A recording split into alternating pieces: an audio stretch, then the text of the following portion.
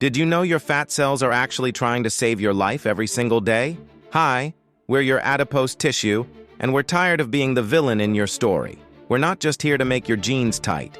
We're your body's emergency savings account, your personal heater, and your hormone factory, all rolled into one.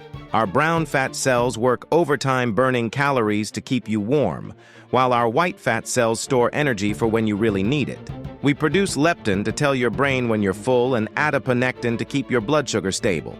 We cushion your organs from impact and constantly chat with your brain about your energy levels. But here's what breaks our hearts.